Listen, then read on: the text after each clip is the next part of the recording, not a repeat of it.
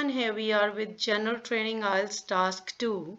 Some people believe that teachers should be responsible for teaching students the difference between right and wrong. Others say teachers should not teach academic subject. Discuss both views and give your opinion. सबसे पहले let's understand the topic. कुछ लोग सोचते हैं कि जो teachers हैं वही रिस्पॉन्सिबल होने चाहिए बच्चों को पढ़ाने के लिए. क्या किस चीज़ में डिफरेंस बताने के लिए, सही और गलत. दूसरे कहते हैं कि उनको सिर्फ अपने सब्जेक्ट पढ़ाने चाहिए, जो वो सब्जेक्ट पढ़ाते हैं, मैथ्स, इंग्लिश, साइंस. दोनों व्यूज़ को डिस्कस करके अपना व्यू देना है कि क्या उन्हें सही गलत भी सिखाना चाहिए या academic subject. Children should be taught the basic and moral values as they are the future of a nation.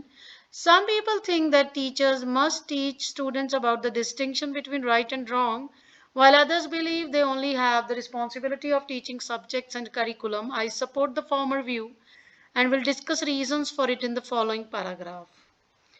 तो इसमें हमने बताया है कि वो करें या ये करें, और हम इसको डिस्कस करेंगे कि हम किसकी फेवर में हैं. हम इसकी फेवर में हैं कि उनको राइट एंड रॉन्ग भी बताना चाहिए. To begin with, some people think that teachers should only teach academic subject. Teachers have a limited time period for a specific curriculum and a subject.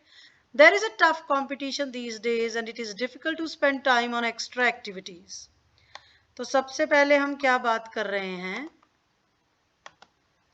कि कुछ लोग सोचते हैं उन्हें एकेडमिक सब्जेक्ट ही सिखाने चाहिए क्योंकि उनके पास टाइम कम होता है और करिकुलम भी होता है, प्रॉपर एक सिलेबस होता है, वो कंप्लीट करना होता है, और वैसे भी कंपटीशन है तो दूसरी एक्टिविटीज़ पे हम टाइम नहीं कर सकते.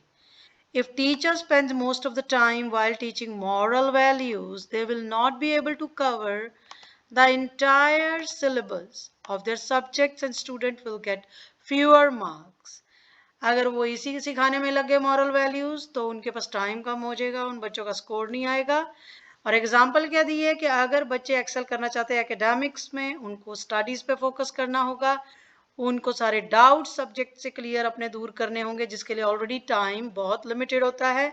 सो teacher should teach only school subject due to less time and high competition. लेकिन दूसरी तरफ जो हम कह रहे हैं, on the other hand, that making students aware of the difference between right and wrong should be the responsibility of teachers. क्योंकि बच्चे ज़्यादा टाइम स्कूल में स्पेंड करते हैं तो ये टीचर्स का काम है कि वो राइट एंड रॉन्ग बताएं कि क्या होता है. The main reason for it is that students always respect their teacher and look up to them. Of course बच्चे हमेशा टीचर जैसा बनना चाहते हैं, टीचर को फॉलो करते हैं, ज़्यादा टाइम उनके साथ स्पेंड करते हैं.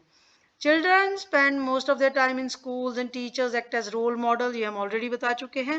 When teachers teach them the meaning of right and wrong, they will become good human beings. For instance, nowadays, most of the parents are working and their children study in day boarding school. They can easily learn moral value and ethics from the teacher.